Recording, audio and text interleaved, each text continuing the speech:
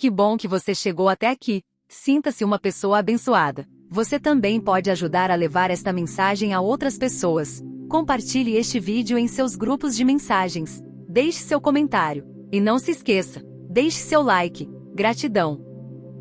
O desejado de todas as nações. Capítulo 31. O Sermão da Montanha. Raramente reunia Cristo os discípulos a sós com ele para lhe receberem a palavra. Não escolhia para auditório apenas os que conheciam o caminho da vida. Era sua obra pôr-se em contato com as multidões que se achavam em ignorância e erro. Dava as lições da verdade segundo estas podiam atingir os obscurecidos entendimentos. Ele próprio era a verdade, lombos cingidos e mãos sempre estendidas para abençoar, buscando, com palavras de advertência, súplica e animação, erguer a todos quantos iam ter com ele. O Sermão da Montanha, conquanto feito especialmente para os discípulos, foi proferido aos ouvidos da multidão.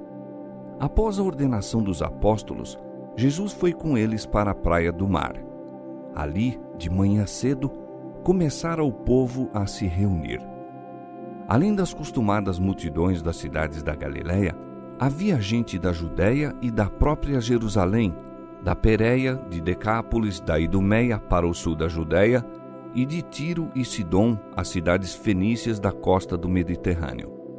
Ouvindo quão grandes coisas fazia, tinham vindo para o ouvir e serem curados das suas enfermidades, porque saía dele virtude e curava a todos. Marcos capítulo 3, verso 8 e Lucas capítulo 6, versos 17 e 19. A estreita praia não oferecia espaço ao alcance de sua voz para todos quantos o desejavam ouvir, e Jesus os conduziu de volta à encosta da montanha. Chegando a um espaço plano, que proporcionava aprazível lugar de reunião para vasto auditório, sentou-se ele próprio na relva e os discípulos e a multidão seguiram-lhe o exemplo. O lugar dos discípulos era sempre próximo a Jesus. O povo comprimia-se constantemente em torno dele, mas os discípulos entendiam que seu lugar junto do Mestre não devia ser tomado pela multidão. Sentaram-se-lhe bem próximo, de modo a não perder nenhuma palavra de suas instruções. Eram ouvintes atentos, ansiosos por compreender as verdades que teriam de dar a conhecer em todas as terras, em todos os séculos. Com a impressão de que podiam esperar qualquer coisa acima do comum, apertaram-se todos em volta do Mestre. Acreditavam que o reino seria em breve estabelecido e, em vista dos acontecimentos daquela manhã, convenceram-se de que seria feita alguma declaração a esse respeito. Também a multidão estava em atitude de expectativa e a ansiedade das fisionomias atestava o profundo interesse. Ao sentar-se o povo na verdejante encosta, aguardando as palavras do Divino Mestre, tinham o coração cheio de pensamentos quanto à glória futura. Havia escribas e fariseus que esperavam o dia em que lhes seria dado domínio sobre os odiados romanos e possuíssem as riquezas do grande império do mundo. Os pobres camponeses e pescadores esperavam ouvir a certeza de que suas míseras choças, o escasso alimento, a vida de árduo labutar e o temor da necessidade deviam ser trocados por mansões onde reinassem abundância e dias de sossego. Em lugar da ordinária vestimenta que os abrigava de dia e do cobertor que os agasalhava à noite, esperavam Cristo lhes daria os ricos e custosos trajes de seus conquistadores. Todos os corações fremiam à orgulhosa esperança de que Israel seria, em breve, honrado ante as nações como os escolhidos do Senhor e Jerusalém exaltada como a sede do reino universal. Cristo decepcionou essa esperança de mundana grandeza. No Sermão do Monte, procurou desfazer a obra da falsa educação, dando a seus ouvintes conceito exato de seu reino, bem como de seu próprio caráter. Não atacou, todavia, diretamente os erros do povo. Via as misérias do mundo em razão do pecado, mas não lhes apresentou um quadro vivo de sua desgraça. Ensinou-lhes alguma coisa infinitamente melhor do que haviam conhecido. Sem lhes combater as ideias acerca do reino de Deus, disse-lhes as condições de entrada ali, deixando-os tirar suas próprias conclusões quanto à natureza do mesmo. As verdades que ensinou não são menos importantes para nós que para a multidão que o seguia. Não menos do que eles, necessitamos nós de aprender os princípios fundamentais do reino de Deus. As primeiras palavras de Cristo ao povo, no monte, foram de bênção. Bem-aventurados, disse, são os que reconhecem sua pobreza espiritual e sentem sua necessidade de redenção. O Evangelho deve ser pregado ao pobre, não ao espiritualmente orgulhoso. O que pretende ser rico e de nada necessitar é ele revelado, mas aos humildes e contritos. Uma única fonte fora aberta para o pecado, uma fonte para os pobres de espírito. O coração orgulhoso esforça-se por alcançar a salvação, mas tanto o nosso título ao céu como nossa adequação para ele encontram-se na justiça de Cristo. O Senhor nada pode fazer para a restauração do homem enquanto ele, convicto de sua própria fraqueza e despido de toda a presunção, não se entrega à guia divina. Pode, então, receber o dom que Deus está à espera de conceder. Coisa alguma é recusada à alma que sente a própria necessidade. Ela tem ilimitado acesso àquele em quem habita toda a plenitude, porque assim diz o alto e o sublime, que habita na eternidade e cujo nome é santo. Num alto e santo lugar habito, e também com o contrito e abatido de espírito, para vivificar o espírito dos abatidos e para vivificar o coração dos contritos. Isaías 57:15. Bem-aventurados os que choram, porque eles serão consolados. Por essas palavras, Cristo não ensina que o chorar em si mesmo tenha poder para remover a culpa do pecado. Não sanciona a suposta ou voluntária humildade. O choro a que se refere não consiste em melancolia e lamentação. Ao passo que nos afligimos por causa do pecado, cumpre-nos regozijar-nos no precioso privilégio de ser filhos de Deus. Entristecemo-nos muitas vezes porque nossas más ações nos trazem desagradáveis consequências, mas isso não é arrependimento. A verdadeira tristeza pelo pecado é o resultado da operação do Espírito Santo. Este revela a ingratidão da alma que menosprezou e ofendeu o Salvador, levando-nos contritos ao pé da cruz. Por todo pecado é Jesus novamente ferido, e ao olharmos àquele a quem transpassamos, choramos as transgressões que lhe trouxeram angústia. Tal pranto levará à renúncia do pecado. Os mundanos talvez considerem esse choro uma fraqueza, mas é a força que liga o penitente ao infinito, com laços que se não podem romper. Mostra que os anjos de Deus estão outra vez trazendo à alma as graças perdidas mediante a dureza de coração e as transgressões. As lágrimas do penitente não são senão as gotas de chuva que precedem o sol da santidade. Esse sol prenuncia o regozijo que será uma viva fonte na alma. Somente reconhece a tua iniquidade, que contra o Senhor teu Deus transgrediste, e não farei cair a minha ira sobre vós, porque benigno sou, diz o Senhor. Acerca dos tristes de Sião, determinou ele dar-lhes ornamento por cinza, óleo de gozo por tristeza, vestido de louvor por espírito quebrantado. Jeremias capítulo 3, versos 13 e 12 e Isaías 61, 3. E também para os que choram em provação e dor, existe conforto. A amargura do desgosto e da humilhação é preferível às satisfações do pecado. Por meio da aflição, revela-nos Deus os lugares infeccionados em nosso caráter, para que, por sua graça, possamos vencer nossas faltas.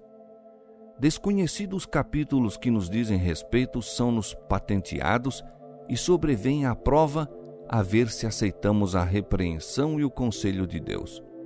Quando provados, não nos devemos afligir e impacientar. Não nos devemos rebelar ou buscar fugir à mão de Cristo.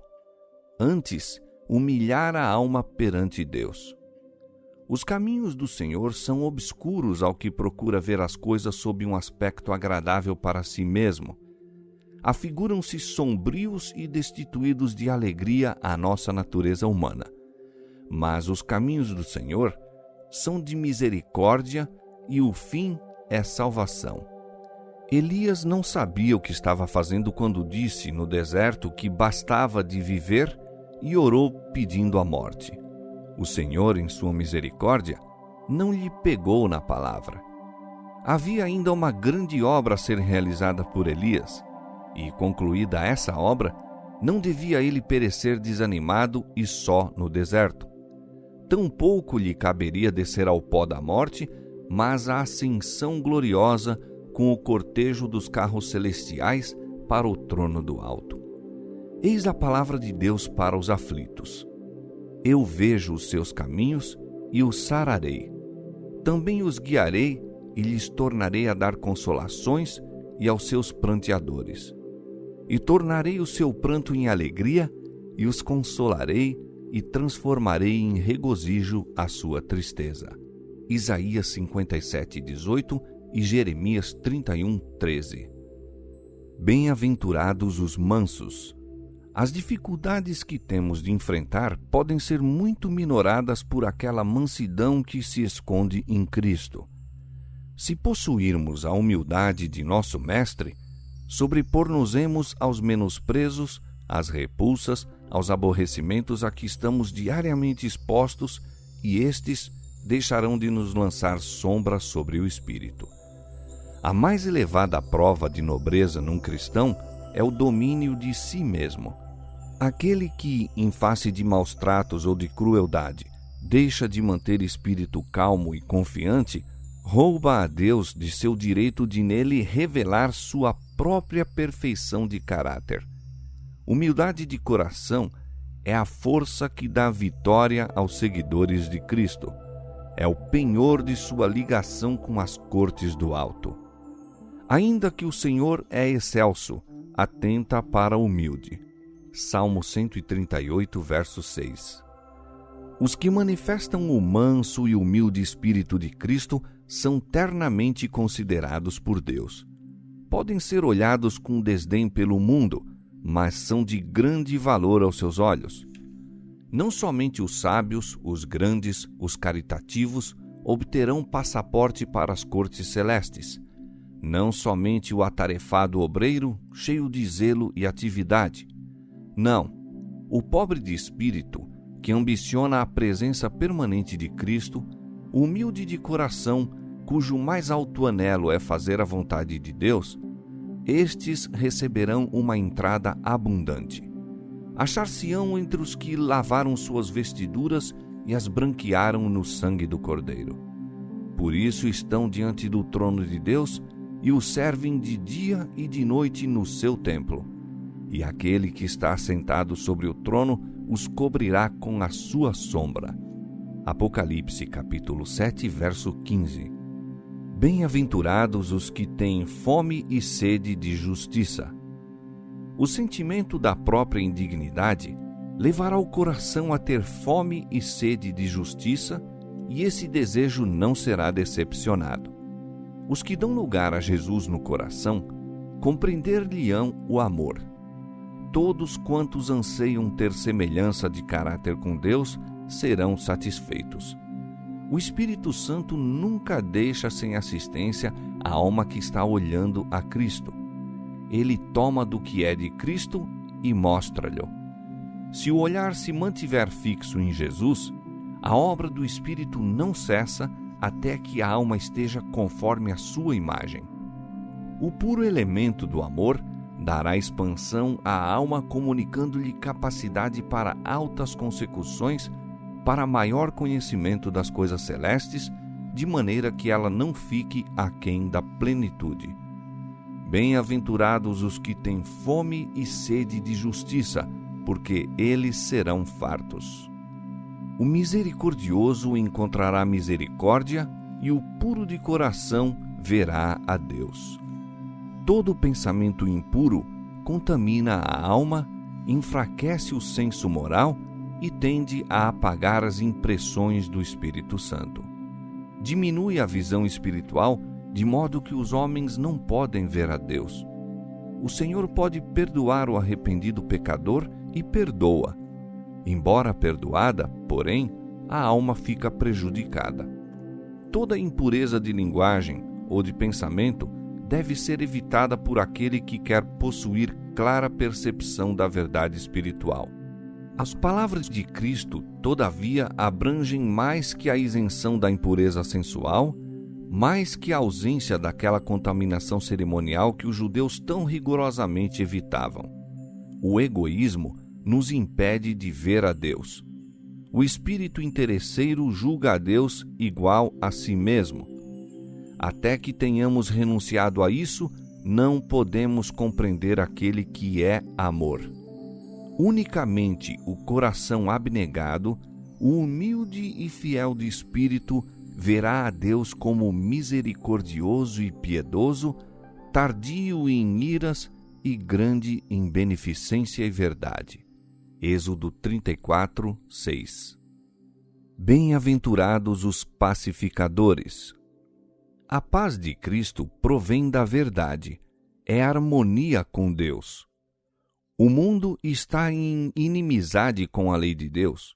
Os pecadores acham-se em inimizade com seu Criador e, em resultado, em inimizade uns com os outros. Mas o salmista declara: muita paz têm os que amam a tua lei, e para eles não há tropeço. Salmo 119, verso 65. Os homens não podem fabricar a paz. Os projetos humanos para a purificação e erguimento dos indivíduos ou da sociedade deixarão de produzir a paz, visto como não atingem o coração. O único poder capaz de criar ou perpetuar a verdadeira paz é a graça de Cristo. Quando esta é implantada no coração, expelirá as más paixões que causam luta e dissensão. Em lugar do espinheiro crescerá a faia, e em lugar da sarça crescerá a murta, e a vida deserta exultará e florescerá como a rosa. Isaías capítulo 55, verso 13 e capítulo 35, verso 1. As multidões surpreendiam-se ante esses ensinos tão diversos dos preceitos e exemplos dos fariseus. O povo chegara a pensar que a felicidade consistia na posse das coisas deste mundo e que a fama e honra dos homens eram muito de se cobiçar. Era muito grato alguém ser chamado Rabi e ser exaltado como sábio e religioso, vendo suas virtudes exibidas perante o público. Isso devia ser considerado a suprema felicidade. Mas, perante aquela numerosa multidão, Jesus declarou que o lucro terrestre era toda a recompensa que essas pessoas haviam de obter. Falava com segurança e um convincente poder secundava-lhe as palavras. O povo emudeceu, sendo tomado de um sentimento de temor. Olhavam-se uns aos outros, duvidosos. Quem dentre eles se salvaria, fossem verdadeiros os ensinos desse homem? Muitos estavam convencidos de que esse notável mestre era movido pelo Espírito de Deus e divinos eram os sentimentos por ele manifestados. Depois de explicar em que consistia a verdadeira felicidade e como pode ser obtida, Jesus indicou mais definidamente os deveres de seus discípulos, como mestres escolhidos por Deus para levar outros ao caminho da justiça e da vida eterna. Sabia que haveriam de ser muitas vezes decepcionados e sofrer desânimos, que enfrentariam decidida oposição, seriam insultados e rejeitado o seu testemunho. Bem sabia ele que, no cumprimento de sua missão, os humildes homens que tão atentos lhe escutavam as palavras haviam de sofrer calúnias, torturas, prisões e morte, e continuou: Bem-aventurados os que sofrem perseguição por causa da justiça, porque deles é o reino dos céus. Bem-aventurados sois vós, quando vos injuriarem e perseguirem, e mentindo disserem todo o mal contra vós por minha causa. Exultai e alegrai-vos, porque é grande o vosso galardão nos céus, porque assim perseguiram os profetas que foram antes de vós. O mundo ama o pecado e aborrece a justiça, e foi essa a causa de sua hostilidade para com Jesus. Todos quantos recusam seu infinito amor, acharão o cristianismo um elemento perturbador. A luz de Cristo espanca as trevas que lhes cobrem os pecados, patenteando-se a necessidade de reforma, ao passo que os que se submetem à influência do Espírito Santo começam a lutar consigo mesmos, os que se apegam ao pecado combatem contra a verdade e seus representantes. Assim se cria o conflito e os seguidores de Cristo são acusados de perturbadores do povo. Mas é a união com Deus que lhes atrai a inimizade do mundo. Levam o vitupério de Cristo. Estão palmilhando a senda trilhada pelos mais nobres da terra.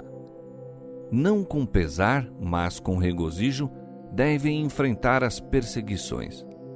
Cada ardente prova é um instrumento de Deus para a sua purificação. Cada uma delas os está preparando para a sua obra de colaboradores seus. Cada conflito tem seu lugar na grande batalha em busca da justiça e ajuntará uma alegria ao seu final triunfo. Tendo isso em vista, a prova de sua fé e paciência será de bom grado aceita em vez de temida e evitada. Ansiosos por cumprir sua obrigação para o mundo, fixando seu desejo na aprovação de Deus, seus servos têm de cumprir cada dever a despeito do temor dos homens ou de seu favor. Vós sois o sal da terra, disse Jesus. Não vos aparteis do mundo a fim de escapar à perseguição. Deveis permanecer entre os homens, para que o sabor do amor divino seja como o sal a preservar o mundo da corrupção. Corações que correspondem à influência do Espírito Santo são condutos por onde fluem as bênçãos divinas. Fossem os servos de Deus tirados da terra e seu espírito retirado dentre os homens, este mundo seria entregue à desolação e destruição, o fruto do domínio de Satanás. Conquanto os ímpios não o saibam, devem até mesmo as bênçãos desta vida à presença do povo de Deus no mundo, esse povo que desprezam e oprimem. Mas se os cristãos o são apenas de nome, são como o sal que perdeu o sabor. Não exercem nenhuma influência para bem no mundo. São, pela falsa representação de Deus, piores que os incrédulos. Vós sois a luz do mundo. Os judeus pensavam limitar os benefícios da salvação a seu próprio povo, mas Jesus mostrou-lhes que a salvação é como a luz do sol. Pertence ao mundo. A religião da Bíblia não deve ser confinada dentro da capa de um livro ou entre as paredes de uma igreja, nem ser manifestada acidentalmente para nosso proveito, sendo então posta de novo à margem. Cumpre santificar a vida diária, manifestar-se em toda transação de negócio e em todas as relações sociais. O verdadeiro caráter não se molda exteriormente, irradia do interior. Se desejamos dirigir outros na vereda da justiça, os princípios da equidade devem ser entronizados na própria alma. Nossa profissão de fé pode proclamar a teoria da religião, mas é a piedade que revela a palavra da verdade. A vida coerente, a santa conversação, a inabalável integridade, o espírito ativo e beneficente, o piedoso exemplo, eis os condutos pelos quais a luz é comunicada ao mundo. Jesus não demorara nas especificações da lei, mas não permitiu que seus ouvintes concluíssem que viera pôr de parte suas reivindicações. Sabia que havia espiões prontos a pegarem toda a palavra suscetível de ser torcida para servir ao próprio desígnio. Sabia dos preconceitos que existiam no espírito de muitos de seus ouvintes e não disse coisa alguma para lhes perturbar a fé na religião e instituições que lhes foram entregues por intermédio de Moisés. O mesmo Cristo dera tanto a lei moral como a cerimonial.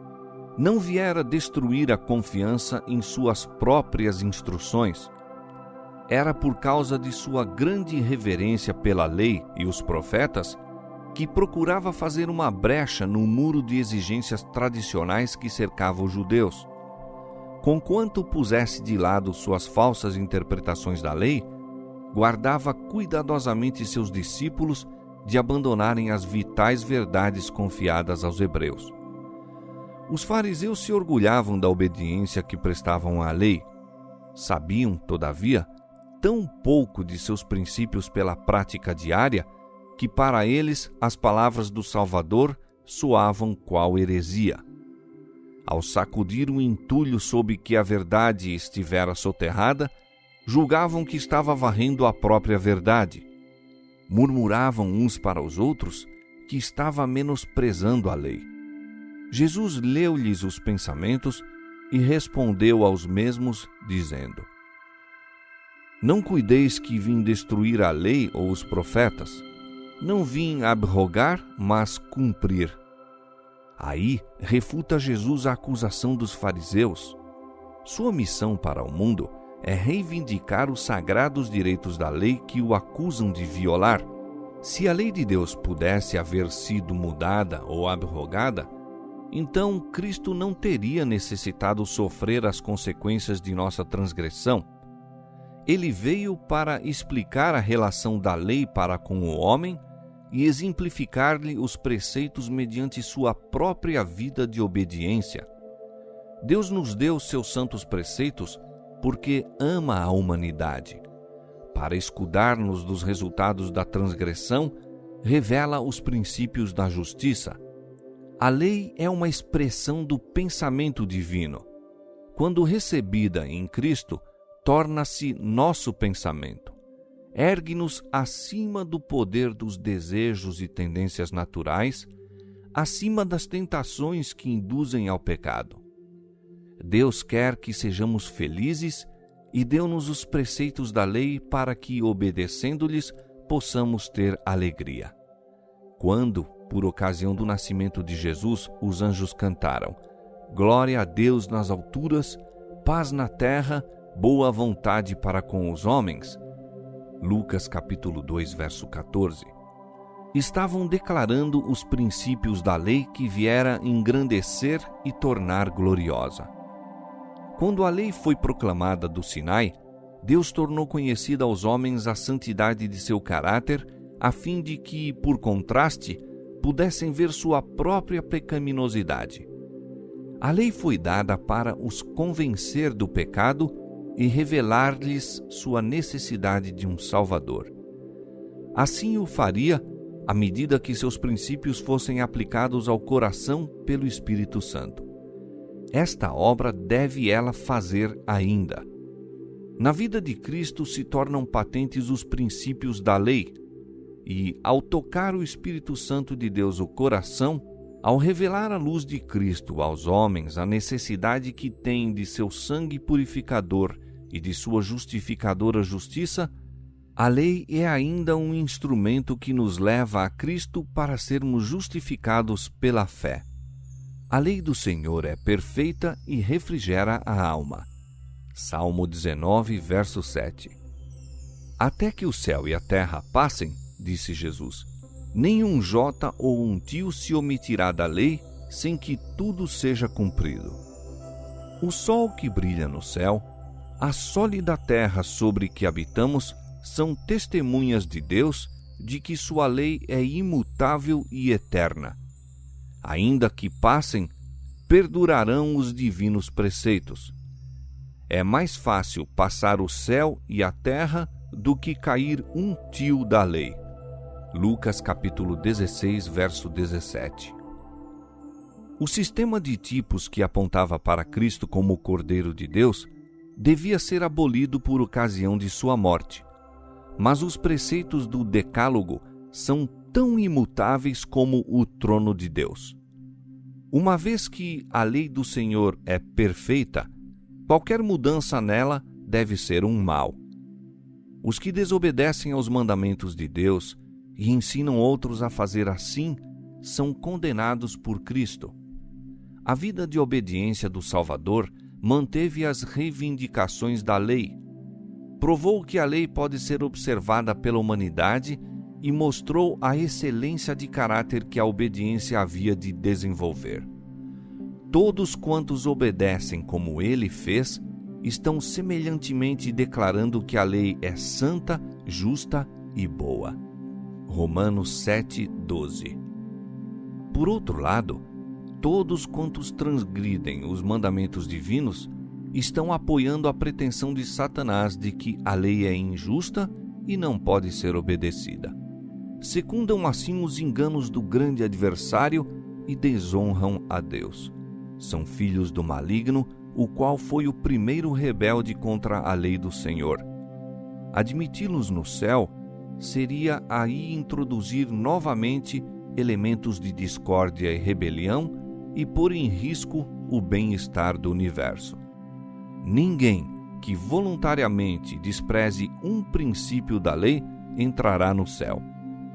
Os rabis consideravam sua justiça um passaporte para o céu, mas Jesus declarou-a insuficiente e indigna.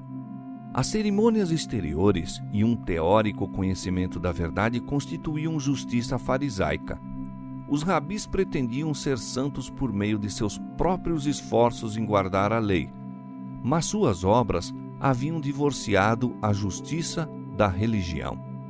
Conquanto fossem extremamente escrupulosos nas observâncias rituais, sua vida era imoral e falsificada. Sua chamada justiça nunca poderia penetrar no reino do céu. O maior dos enganos do espírito humano nos dias de Cristo era que um mero assentimento à verdade constituísse justiça. Em toda a experiência humana, o conhecimento teórico da verdade se tem demonstrado insuficiente para a salvação da alma. Não produz os frutos de justiça. Uma ciosa consideração pelo que é classificado verdade teológica acompanha frequentemente o ódio pela verdade genuína, segundo se manifesta na vida. Os mais negros capítulos da história acham-se repletos do registro de crimes cometidos por fanáticos adeptos de religiões. Os fariseus pretendiam ser filhos de Abraão e vangloriavam-se de possuir os oráculos de Deus. Todavia, essas vantagens não os preservavam do egoísmo, da malignidade, da ganância e da mais baixa hipocrisia. Julgavam-se os maiores religiosos do mundo, mas sua chamada ortodoxia os levou a crucificar o Senhor da Glória. O mesmo perigo existe ainda. Muito se tem na conta de cristãos simplesmente porque concordam com certos dogmas teológicos. Não introduziram, porém, a verdade na vida prática. Não creram nela nem a amaram. Não receberam, portanto, o poder e a graça que advém mediante a santificação da verdade. Os homens podem professar fé na verdade, mas se ela não os torna sinceros, bondosos, pacientes, dominados, tomando prazer nas coisas de cima, é uma maldição a seu possuidor e, por meio de sua influência, uma maldição ao mundo. A justiça ensinada por Cristo é conformidade de coração e de vida com a revelada vontade de Deus. Os pecadores só se podem tornar justos à medida que têm fé em Deus e mantêm vital ligação com Ele. Então, a verdadeira piedade lhes elevará os pensamentos e enobrecerá a vida. Então, as formas externas da religião se harmonizam com a interior pureza cristã. As cerimônias exigidas no serviço de Deus não são, nesse caso, ritos destituídos de sentido como os dos fariseus hipócritas. Jesus toma separadamente os mandamentos e expõe-lhes a profundidade e a largura das reivindicações. Em lugar de remover um jota de sua força, mostra quão vasto é o alcance de seus princípios e expõe o erro fatal dos judeus em sua ostentação exterior de obediência. Declara que, pelo mau pensamento ou cobiçoso olhar, é transgredida a lei divina. Uma pessoa que se torna participante da mínima injustiça está violando a lei e degradando sua própria natureza moral. O homicídio existe primeiro na mente. Aquele que dá ao ódio um lugar no coração está pondo o pé no caminho do assassínio e suas ofertas são aborrecíveis a Deus. Os judeus cultivavam um espírito de vingança. Em seu ódio aos romanos, proferiam duras acusações e agradavam ao maligno pela manifestação de seus atributos. Estavam, assim, se preparando para praticar as terríveis ações a que ele os levou. Não havia, na vida religiosa dos fariseus, nada que recomendasse a piedade aos olhos dos gentios. Jesus declarou-lhes que se não enganassem com a ideia de poderem revoltar-se no coração contra seus opressores e acariciar o anseio de vingar-se de suas injustiças. É verdade que há uma indignação justificável mesmo nos seguidores de Cristo. Quando veem que Deus é desonrado e seu serviço exposto ao descrédito, quando veem o inocente opresso, uma justa indignação agita a alma. Tal ira, nascida da sensibilidade moral, não é pecado, mas os que, a qualquer suposta provocação, se sentem em liberdade de condescender com a zanga ou o ressentimento, estão abrindo o coração a Satanás. Amargura e animosidade devem ser banidas da alma se queremos estar em harmonia com o céu. O Salvador vai além disso. Diz ele: se trouxeres a tua oferta ao altar, e aí te lembrares que teu irmão tem alguma coisa contra ti, deixa ali diante do altar a tua oferta e vai reconciliar-te primeiro com teu irmão, e depois vem e apresenta a tua oferta. Muitos são zelosos nos serviços religiosos, ao passo que entre eles e seus irmãos existem lamentáveis diferenças, as quais poderiam harmonizar. Deus exige que façam tudo ao seu alcance para restaurar a concórdia. Antes que isso façam, não lhes pode aceitar os serviços. O dever do cristão a esse respeito é claramente indicado. Deus derrama suas bênçãos sobre todos, faz que o seu sol se levante sobre maus e bons, e a chuva desça sobre justos e injustos. É benigno até para com os ingratos e maus. Lucas capítulo 6, verso 35. Pede-nos que sejamos semelhantes a ele. Bendizei os que vos maldizem, disse Jesus. Fazei bem aos que vos odeiam, para que sejais filhos do vosso Pai que está nos céus. Eis os princípios da lei e são as fontes da vida. O ideal de Deus para seus filhos é mais alto do que pode alcançar o pensamento humano. Sede vós perfeitos, como é perfeito o vosso Pai que está nos céus. Este mandamento é uma promessa. O plano da redenção visa ao nosso completo libertamento do poder de Satanás. Cristo separa sempre do pecado a alma contrita.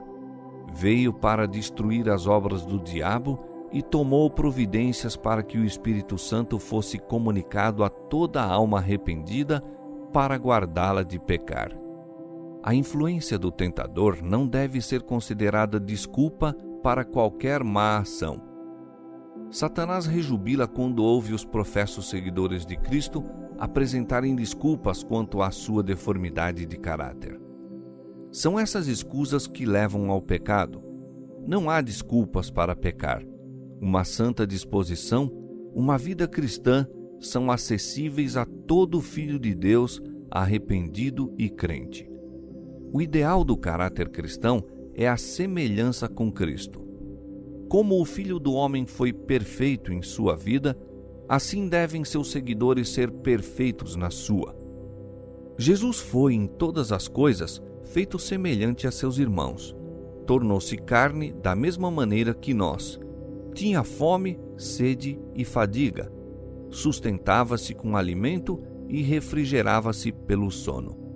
Era Deus em carne. Ele compartilhou da sorte do homem. Não obstante, foi o imaculado Filho de Deus. Seu caráter deve ser o nosso, diz o Senhor dos que nele creem. Neles habitarei e entre eles andarei, e eu serei o seu Deus e eles serão o meu povo. 2 Coríntios capítulo 6, verso 16. Cristo é a escada que Jacó viu, tendo a base na terra e o topo chegando à porta do céu, ao próprio limiar da glória. Se aquela escada houvesse deixado de chegar à terra, por um único degrau que fosse, teríamos ficado perdidos. Mas Cristo vem ter conosco onde nos achamos. Tomou nossa natureza e venceu, para que, revestindo-nos de sua natureza, nós pudéssemos vencer. Feito em semelhança da carne do pecado, Romanos capítulo 8, verso 3. Viveu uma vida isenta de pecado. Agora, por sua divindade, firma-se ao trono do céu, ao passo que, pela sua humanidade, se liga a nós. Manda-nos que, pela fé nele, atinjamos a glória do caráter de Deus. Portanto, devemos ser perfeitos, assim como é perfeito vosso Pai que está nos céus. Jesus mostrara em que consiste a justiça e indicara a Deus como fonte da mesma. Voltou-se então para os deveres práticos. Em dar esmolas, orar, jejuar, disse ele, que nada seja feito com o intuito de atrair atenção ou louvores para o próprio eu. Dai em sinceridade para benefício do pobre sofredor. Na oração, comungue a alma com Deus. Ao jejuar, não andeis cabisbaixos, a mente ocupada com vós mesmos. O coração do fariseu é um solo árido e inútil em que nenhuma semente de vida divina pode medrar. Aquele que mais completamente se entrega a Deus é que mais aceitável serviço lhe presta, pois, mediante a comunhão com Ele, os homens se tornam coobreiros seus em manifestar-lhe o caráter na humanidade. O serviço prestado em sinceridade de coração tem grande recompensa. Teu Pai, que vem em segredo, te recompensará publicamente. Pela vida que vivemos mediante a graça de Cristo, forma-se o caráter. A beleza original começa a ser restaurada na alma. São comunicados os atributos do caráter de Cristo, começando a refletir-se a imagem do divino. A fisionomia dos homens e mulheres que andam e trabalham com Deus exprime a paz do céu. São circundados da atmosfera celeste. Para essas almas começou o reino de Deus. Possuem o gozo de Cristo, o gozo de ser uma bênção à humanidade. Têm a honra de ser aceitos para o serviço do Mestre. É-lhes confiado o fazer sua obra em seu nome. Ninguém pode servir a dois senhores. Não podemos servir a Deus com coração dividido. A influência da religião bíblica não é uma influência entre outras. Tem de ser suprema, penetrando em todas as outras e dominando-as. Não deverá ser uma pincelada dando aqui e ali cor a uma tela, mas encher a vida toda como se a mesma tela fosse imergida na tinta até que cada fio houvesse tomado profundo e firme colorido. De sorte que, se os teus olhos forem bons, todo o teu corpo terá luz. Se, porém, os teus olhos forem maus, o teu corpo será tenebroso. Pureza e firmeza de propósito são condições para receber luz de Deus. Aquele que deseja conhecer a verdade deve estar disposto a aceitar tudo que ela mostra. Não pode ter nenhuma transigência com o erro. Estar vacilante e morno para com a verdade é preferir as trevas do erro e o engano de Satanás. Os métodos mundanos e os retos princípios da justiça não se misturam imperceptivelmente como as cores do arco-íris.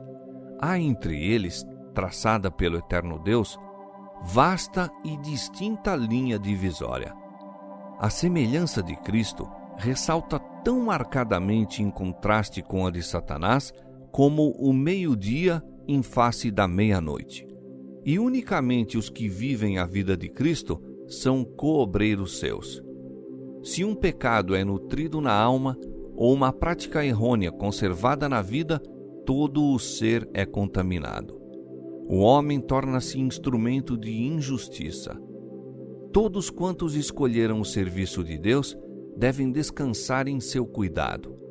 Cristo apontou os pássaros voando no espaço, as flores no campo, pedindo a seus ouvintes que considerassem essas criaturas de Deus. Não tendes vós muito mais valor do que elas? Disse ele. A medida da atenção divina concedida a qualquer criatura é proporcional à sua posição na escala dos seres. A pequenina andorinha é velada pela providência. As flores do campo, a relva que atapeta o solo, partilham da atenção e cuidado do Pai Celeste. O grande artista, o artista mestre, teve pensamentos para os lírios, fazendo-os tão bonitos que ultrapassam a glória de Salomão. Quanto mais cuida ele do homem, a imagem e glória divinas. Anela ver seus filhos revelarem um caráter à sua semelhança. Como a luz solar comunica às flores seus múltiplos e delicados matizes, assim transmite ele à alma a beleza de seu próprio caráter. Todos quantos preferem o reino de Cristo, reino de amor e justiça e paz, colocando os interesses do mesmo acima de todos os outros, acham-se ligados ao mundo do alto e pertencem-lhe todas as bênçãos necessárias a esta vida. No livro da providência de Deus, o volume da vida, a cada um de nós é dada uma página. Essa página contém cada particularidade de nossa história. Até os cabelos da cabeça estão contados. Os filhos de Deus nunca lhe estão ausentes do pensamento. Não vos inquieteis, pois, pelo dia de amanhã. Devemos seguir a Cristo dia a dia. Deus não provê auxílio para o amanhã. Não dá a seus filhos imediatamente todas as instruções para a jornada da vida, para que não fiquem confundidos. Diz-lhes apenas quanto possam conservar na memória e realizar. A força e a sabedoria comunicadas destinam-se à emergência do momento. Se algum de vós tem falta de sabedoria, para o dia de hoje, peça a Deus que a todos dá liberalmente e o não lança em rosto e ser-lhe-á dada. Tiago capítulo 1, verso 5. Não julgueis para que não sejais julgados. Não vos julgueis melhores que outros homens, nem vos arvoreis em juízes seus. Uma vez que não vos é dado discernir os motivos, sois incapazes de julgar um ao outro. Ao criticá-lo, estai-vos sentenciando a vós mesmos, pois mostrais ter parte com Satanás, o acusador dos irmãos. O Senhor diz: examinai-vos a vós mesmos se permaneceis na fé. Provai-vos a vós mesmos. Eis nossa tarefa. Se nós nos julgássemos a nós mesmos, não seríamos julgados. 2 Coríntios capítulo 13, verso 5 e 1 Coríntios capítulo 11, verso 31. A boa árvore produzirá bom fruto. Se o fruto for de sabor desagradável e sem valor, a árvore é má. Assim, o fruto dado na vida testifica das condições do coração e da excelência do caráter. As boas obras jamais poderão comprar a salvação. São, porém, um indício da fé que opera por amor e purifica a alma. E se bem que a recompensa eterna não seja concedida em virtude de nossos méritos, será todavia em proporção à obra realizada por meio da graça de Cristo. Cristo apresentou assim os princípios de seu reino e mostrou serem eles a grande norma da vida. Para fazer gravar melhor a lição, dá um exemplo. Não vos basta, diz ele, ouvirdes minhas palavras. Cumpre-vos, pela obediência, torná-las o fundamento de vosso caráter. O próprio eu não passa de areia movediça. Se edificardes sobre teorias e invenções humanas, vossa casa ruirá. Pelos ventos da tentação, pelas tempestades das provas, será varrida. Mas estes princípios que vos dei permanecerão. Recebei-me, edificai sobre minhas palavras. Todo aquele, pois, que escuta estas minhas palavras e as pratica, assemelhá-lo-ei ao homem prudente que edificou a sua casa sobre a rocha. E desceu a chuva, e correram rios, e assopraram ventos, e combateram aquela casa, e não caiu, porque estava edificada sobre a rocha.